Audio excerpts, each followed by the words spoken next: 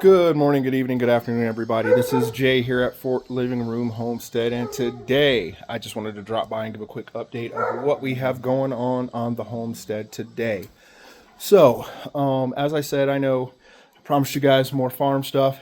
Trust me, I got some stuff in the works, but for right now, I've had to kind of stay around the house. We've been working on some projects as far as getting the homestead together.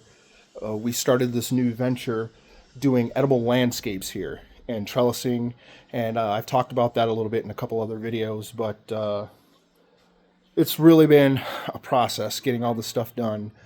So many things going on, lots and lots of interest in what we're doing. We just had a visitor come today, contractor stop by and take a look at what we're doing. And again, we're doing things that have not even been thought about in this country, and a lot of heads are turning. So I've had to be here at the homestead proper, working very hard to get everything in order.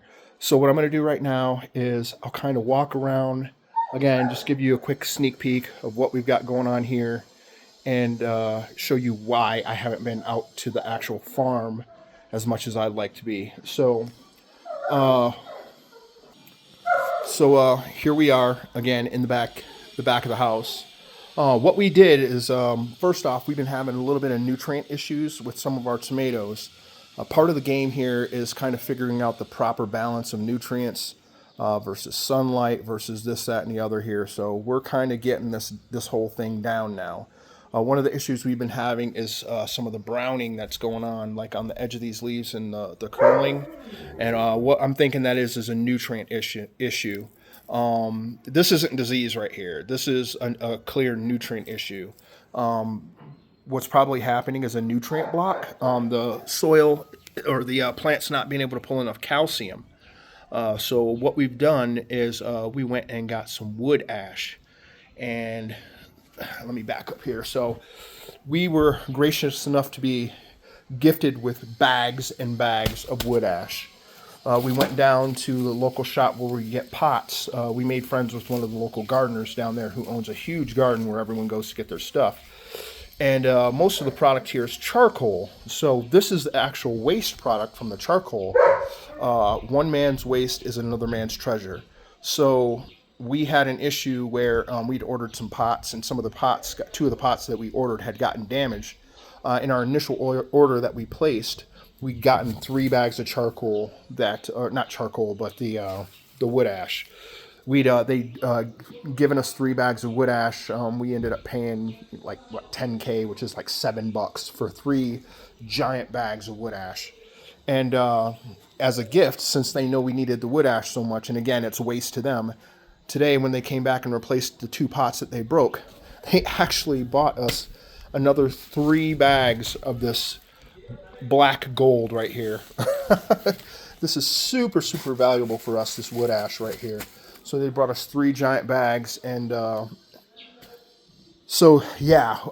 we actually took that wood ash, the residue from this. As you can see, it's in chunks right now. We've got like burn sticks, this and that, but it's all fairly easy to break up. So we just put it in a bag, take a brick, bust it down into powder, and then we put it in here for the nutrients. So now this wood ash is going to add the extra potassium and whatnot and calcium that we need to get the nutrients flowing in these tomatoes and bring back some balance, which is going to blow these tomatoes up. As you can see, we're already getting plenty of fruit on here. Got some large fruits down here, fruits in the middle.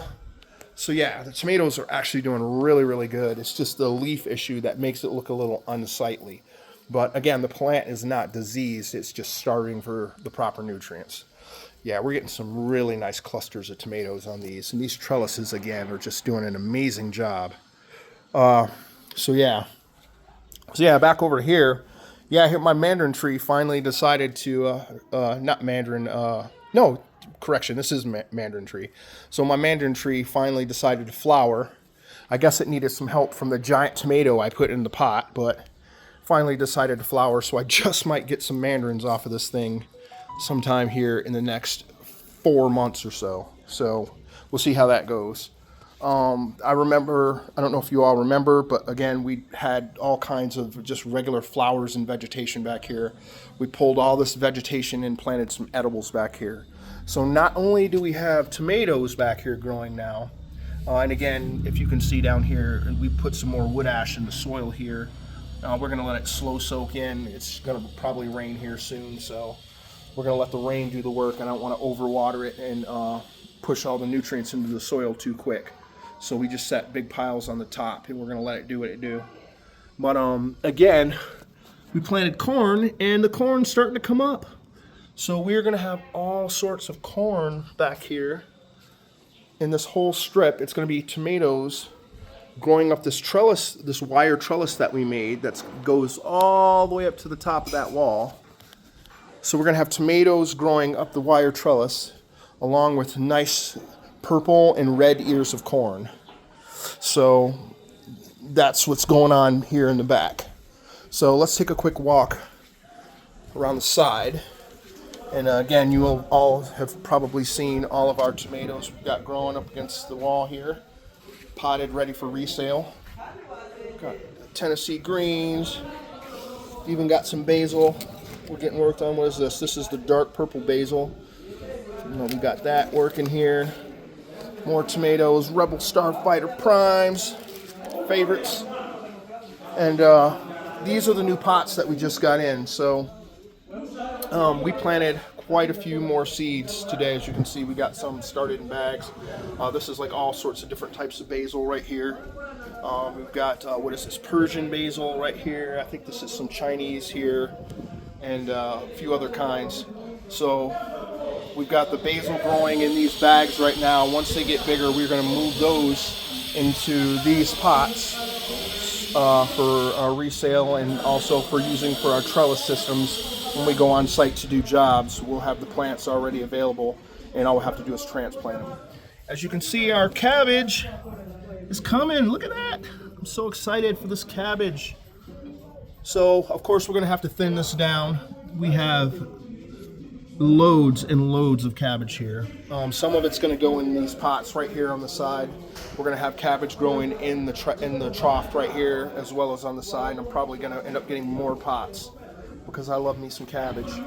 I got some more gourmet tomatoes here. We got some lemon blush right here. Uluru ochres. Oh, the kids' favorites, the sunrise bumblebees. The boys love those. We have even got some goji berries right here. These are the scarlet goji berries we've got going on here, and we've got some black goji berries here. These goji berries actually take about 2 years to reach maturity. So we're just going to get them started now, get them started and then transplant them into pots and slowly nurse them up to where they're a good size. But no time to start better than now. We've got some Mariana's Praise tomatoes, some yellow pears right here, classic brandywines right there. I figured we'd go back to some basics. And we also have some white currants that we started as well right here. So yeah, we've got all these pots to fill. Here's our new pot that we got to replace the cracked one that they had. They were very nice at the place where we got these pots as far as replacing the cracked pots we got. So kudos to them. Got another pot over here. We're kind of blocking the dog because the dog seems to love to come over here and just do his duty over here in this area for some reason or another. But yeah, we got some indigo blue chocolate tomatoes. I can't read the others. I think there's dill going in those back 2 bags right now. Again, we've got the red celery back there and the early purple blossom broccoli. If you look under here, we put sticks down again to keep the dogs away. You can see the broccoli starting to come up nice. We got it protected with these sticks.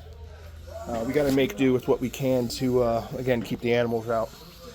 And oh my goodness, over here, look at my mandarins. Woo, boy, I'm so excited.